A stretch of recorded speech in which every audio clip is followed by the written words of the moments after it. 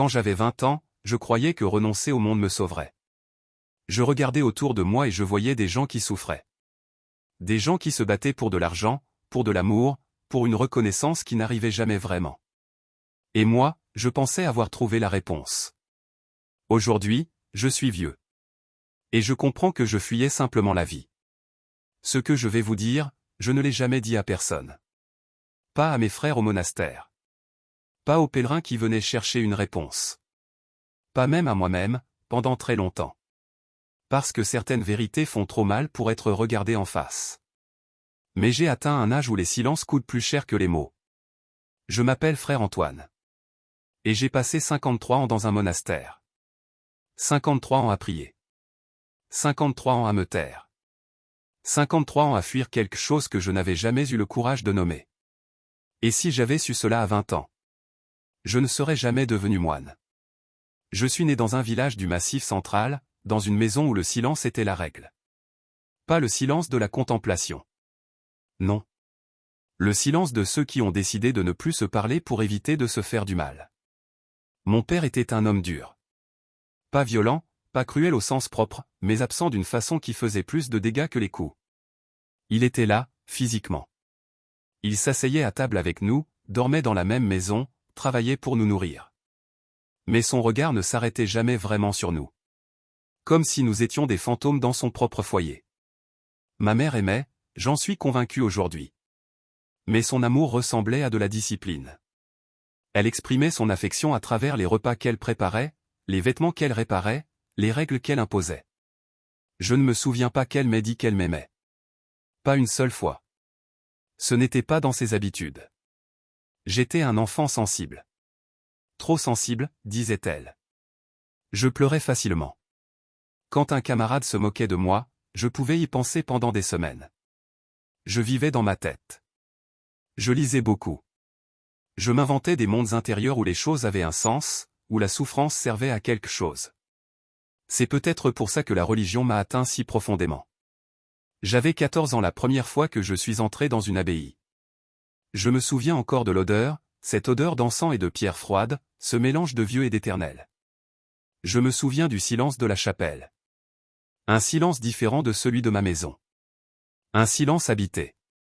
Choisi. Protégé. Les moines chantaient. Et cette musique m'avait fait quelque chose que je n'avais jamais ressenti avant. Pas de la joie exactement. Quelque chose de plus profond. Comme si une porte s'ouvrait en moi vers une pièce que je n'avais jamais su qui existait. Une pièce où on n'avait pas besoin d'avoir peur. Mais je ne suis pas entré au monastère à 14 ans. J'ai attendu. J'ai essayé de vivre comme tout le monde. Et j'ai rencontré une fille. Elle s'appelait Claire. Elle avait les cheveux bruns et un rire qui remplissait les pièces. Je l'aimais avec une intensité qui m'effrayait moi-même. Parce que aimer quelqu'un aussi fort, c'est lui donner le pouvoir de vous détruire. Et elle m'a quitté. Pas de façon dramatique. Pas de trahison. Elle m'a simplement dit, un soir de novembre, qu'elle ne me voyait pas dans sa vie d'avenir. Qu'elle était désolée. Je suis rentré chez moi ce soir-là. Je me suis assis dans le noir pendant très longtemps. Les murs de cet appartement, l'odeur de cette pièce, la lumière de cette rue à travers la fenêtre, je me souviens de tout. Et j'ai repensé à l'abbaye. Au silence habité. À cette musique qui semblait venir d'un endroit où la douleur ne pouvait plus vous atteindre. Quelques mois plus tard, j'ai frappé à la porte du monastère. Je me disais que j'avais enfin trouvé ma vocation. Je mentais. Les premiers temps étaient étranges et beaux à la fois.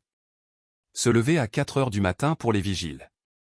Prier dans la pénombre, entouré de silhouettes en robe sombre. Manger en silence pendant que quelqu'un lisait un texte spirituel à voix haute. Travailler au jardin dans le froid du matin, les mains dans la terre, la respiration visible dans l'air gelé. Apprendre à ne pas parler inutilement. Il y avait quelque chose d'enivrant dans cette discipline. Une structure que ma vie n'avait jamais eue. Et pendant ces premiers mois, je me sentais en paix. Mais quelque chose commençait déjà à me déranger, sans que je sache le nommer. Un soir, après les complis, je marchais dans le cloître. Mes pas résonnaient sur la pierre froide. L'écho se perdait dans les arcades. Les cierges jetaient des ombres sur les murs anciens. Et j'avais eu, pour la première fois, une pensée que j'avais immédiatement écrasée, refusé, condamné. Une pensée dont j'avais eu honte pendant des jours. J'avais pensé, et si je m'étais trompé? Je n'avais pas laissé cette pensée continuer. Je l'avais recouverte de prières. Je me disais que c'était le diable. Ou la faiblesse. Ou simplement l'adaptation difficile d'un jeune homme qui n'avait pas encore trouvé son rythme. Mais cette pensée est revenue. Elle est toujours revenue. Le silence du monastère n'était pas le même que le silence que j'avais imaginé depuis l'abbaye de mon enfance. Ou plutôt, il l'était, mais avec le temps, il révélait quelque chose que je n'avais pas anticipé. Le silence, quand il est imposé, quand il devient une règle plutôt qu'un choix, le silence peut devenir une prison. Les repas, surtout. Des dizaines d'hommes assis à de longues tables dans un silence absolu. Le regard baissé. La voix monotone qui lisait des textes sacrés. Les premières semaines, cela m'avait semblé beau. Profond. Avec le temps, je commençais à regarder les visages autour de moi et à me demander ce que ces hommes pensaient vraiment. Ce qui se passait derrière leurs yeux baissés. Et je ne savais pas. On ne se parlait pas vraiment.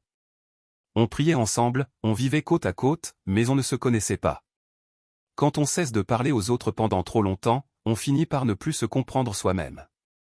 Et c'est ce qui a commencé à m'arriver. Il y a quelque chose que je n'ai jamais avoué à personne. Quelque chose dont je me sens encore honteux aujourd'hui, après toutes ces années. Je pensais parfois être un mauvais moine. Pas parce que je ne priais pas. Je priais. Avec discipline, avec régularité, avec tout ce qu'on attendait de moi. Mais parfois, au milieu d'une prière, une image traversait mon esprit.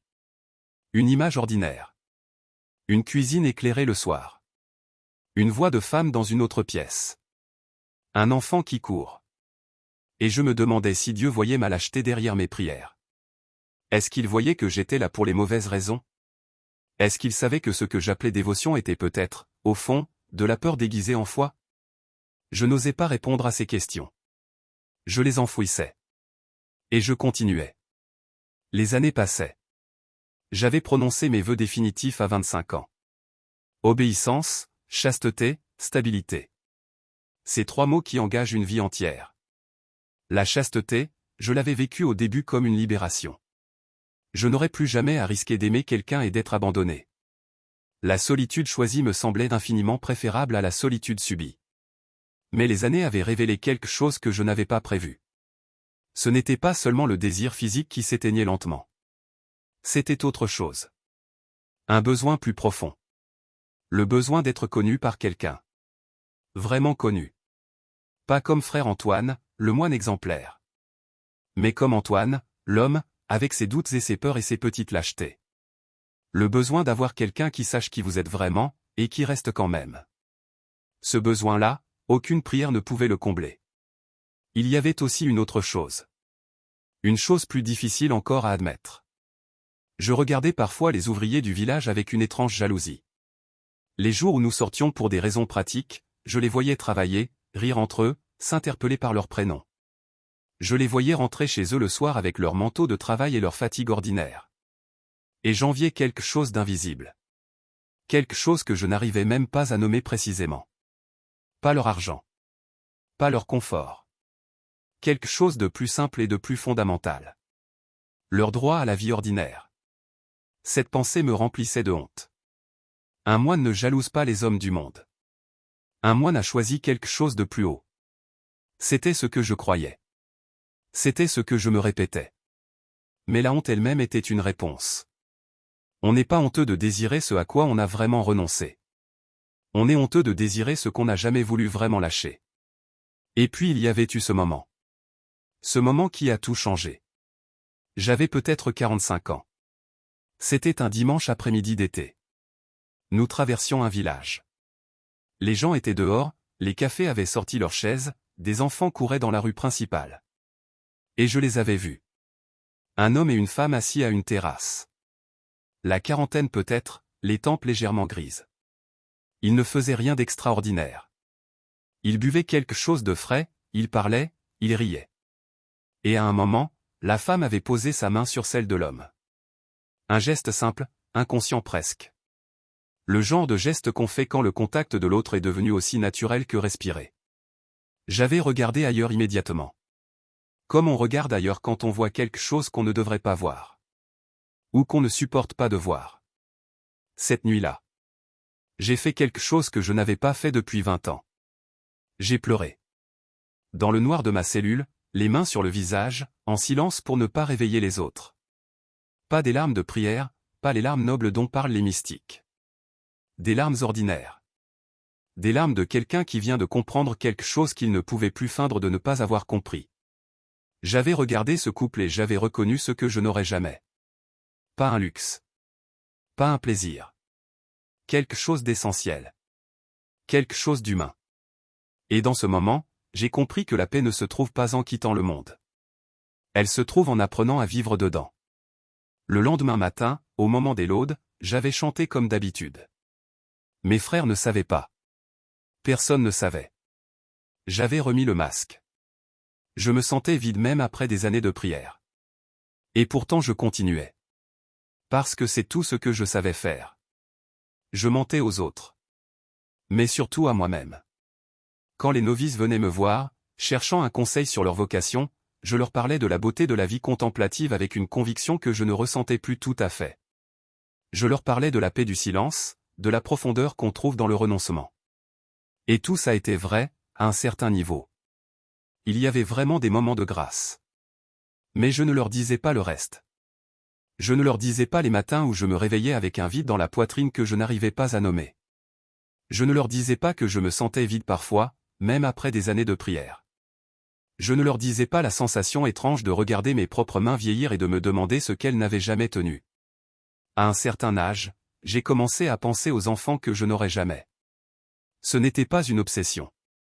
C'était plutôt une absence que je percevais de temps en temps, comme on perçoit l'absence d'un son qu'on n'a jamais entendu mais dont on devine qu'il devrait exister. Un fils, peut-être. L'idée abstraite d'un être qui porterait quelque chose de moi dans le monde après ma mort.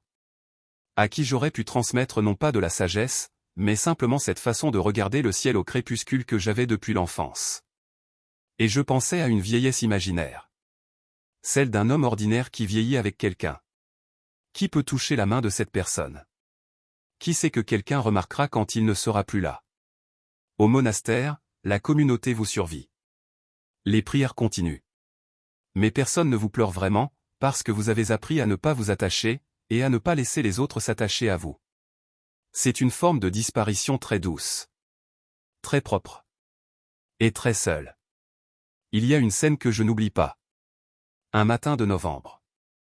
Il avait neigé dans la nuit. Le jardin du cloître était blanc, parfaitement immaculé. Les autres frères le regardaient depuis la galerie, avec ce regard de contemplation sereine que nous cultivions.